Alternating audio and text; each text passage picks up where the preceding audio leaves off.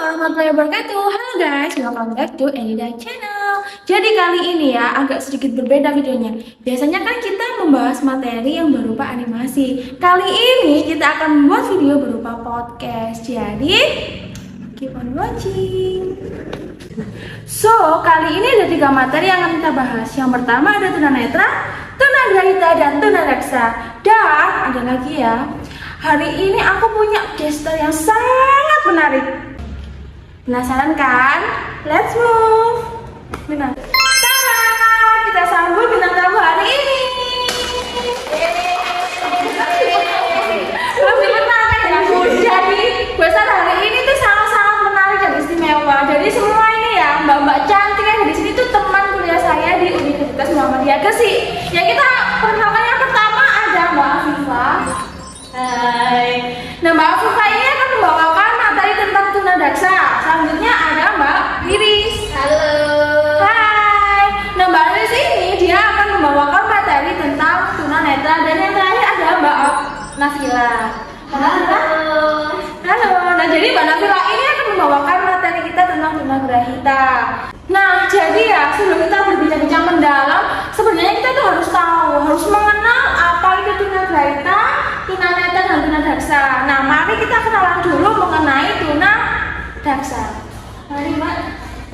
Jadi tunadaksa itu adalah ketidakmampuan tubuh secara fisik untuk menjalankan fungsi tubuh seperti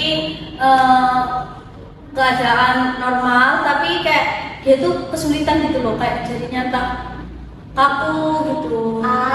Berarti itu tadi sarafnya ya mungkin Iya, ya. saraf. Nah, kita kan udah mengenal tunanetra, tunadaksa. Nah, setelah kita tahu tentang tunadaksa, kita akan lanjut ke tunanetra. Nah, untuk tunanetra ini adalah seorang anak atau mereka yang memiliki keterbatasan dalam hal penglihatan.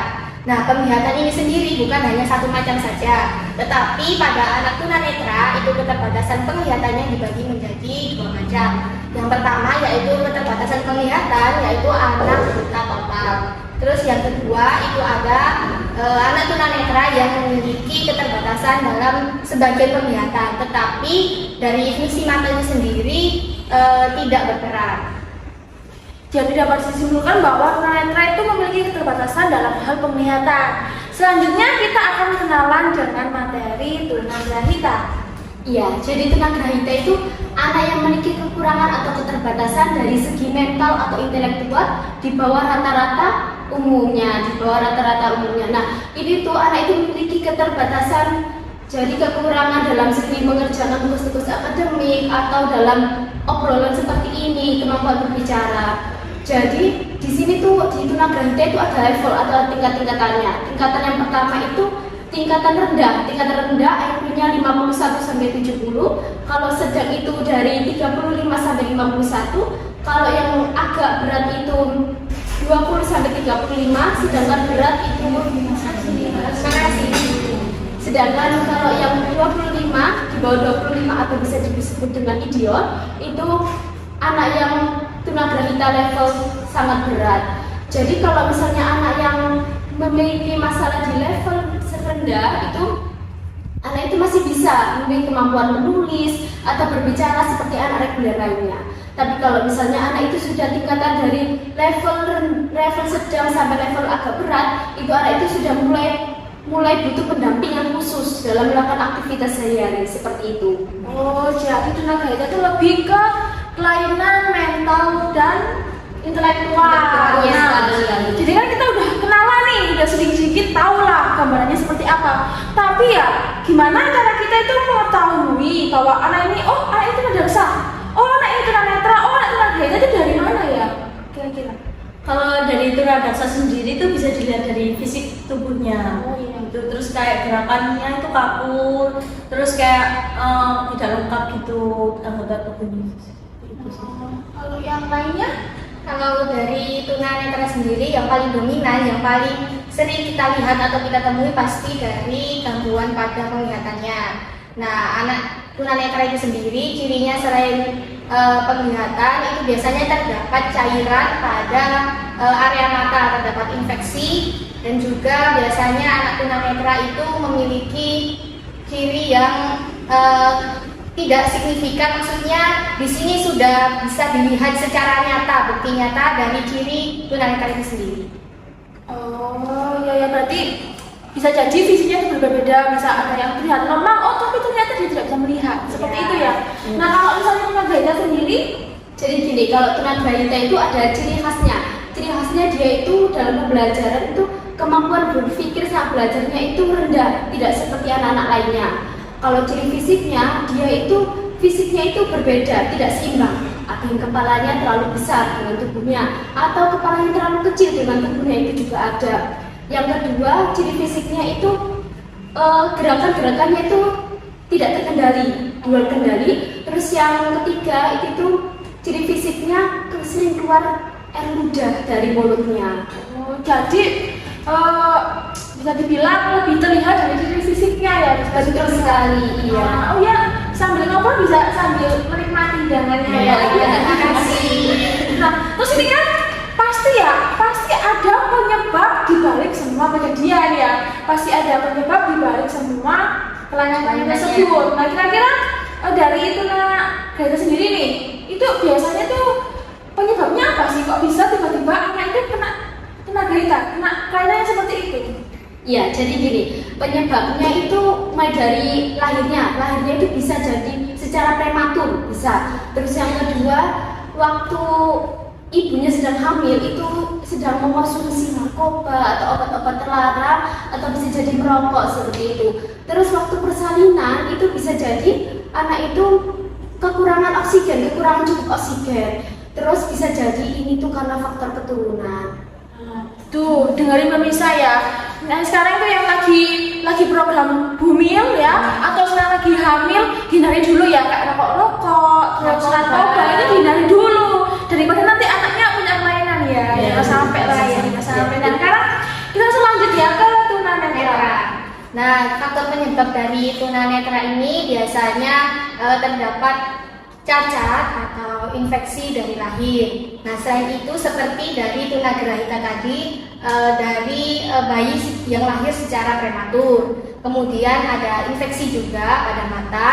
Nah, setelah itu ada komplikasi setelah operasi mata. Nah, biasanya itu ada yang terjangkit atau terkena tunanetra, tetapi itu tidak semuanya, hanya beberapa saja. Seperti itu. Jadi kebanyakan tuh emang pembawaannya.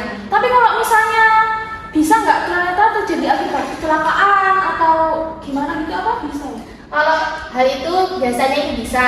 Misalnya pada kecelakaan, nah pada kecelakaan itu tadi ada sentuhan atau goresan pada anak tersebut yang awalnya normal, kemudian terkena batu atau apa. Nah itu kan pasti ada infeksi dari matanya itu sendiri. Seperti itu. Jadi meskipun nggak dari lahir itu ya, tapi kalau dia mungkin matanya kena sesuatu, mungkin itu bisa ya. Bisa.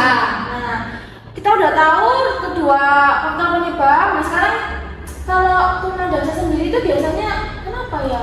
Kalau faktor tunadarsa itu ada faktor kelahiran sama faktor kecelakaan. Kalau faktor kelahiran itu biasanya itu panggungnya sempit, terus bayi itu disuruh keluar gitu loh, dipaksa untuk keluar. Terus kalau bisa jadi kalau mengkonsumsi obat pendorong gitu loh. Ya kayak ya itu juga bisa termasuk faktor. Terus faktor kecelakaan itu kayak tangannya diamputasi gitu, terus gitu kayak gak punya tangan gitu. Oh berarti lebih ke pemaksaan ketika lahir gitu ya. Jadi di situ ada syaraf yang terjepit terjadinya tunadarsa tersebut. Nah ini kan biasanya kan ada ya cara-cara atau upaya-upaya untuk menangani hal-hal tersebut, atau enggak meminimalisir kesulitan atau hambatan pada anak tersebut. Nah kira-kira gimana sih Mbak agar kita tuh bisa menangani hal-hal tersebut atau memperkecil kesulitannya? Ada tips and trick? Nah, kalau dari tunanetra sendiri mempunyai upaya penanganan atau solusi. Nah, yang pertama biasanya anak tunanetra itu perlu dilihat. Maksudnya dilihat bahwa keberadaannya itu ada. Misalnya dia ada di samping kita. Nah, dia itu harus diajarkan interaksi, bersosialisasi kepada lingkungan sekitar biar dia itu nggak minder. Nah, yang kedua itu biasanya ada upaya pada orang tuanya, itu biasanya bimbingan konseling pada anak tunanetra itu. Nah, yang terakhir itu biasanya upaya penanganan dari anak tunanetra itu menggunakan atau belajar dengan huruf Braille. Nah, huruf Braille ini adalah sebuah sistem atau bentuk di mana terdapat titik-titik yang timbul sebagai bentuk dari yang mencerminkan huruf atau angka. Jadi dari anak tunanetra itu bisa meraba, oh ini huruf A, ini huruf B, ini angka 1, angka 2. Jadi bisa dilihat dengan huruf Braille tadi, dengan titik-titik yang timbul seperti itu. Berarti ada lah ya upaya penanganannya itu masih ada. Oke, kita kan tadi udah membahas ya, udah mengetahui upaya apa saja untuk menangani atau meminimalisir dampak dari kelainan tunanetra. Nah, sekarang kita lanjut ke tunagrahita. Iya, jadi banyak sekali pertanyaan, apakah tunagrahita ini bisa disembuhkan? Jadi, sampai saat ini tidak ada metode yang benar-benar bisa menyembuhkan kelainan tunagrahita ini. Tetapi bisa diminimalisir dengan 3. Yang pertama, terapi edukasi.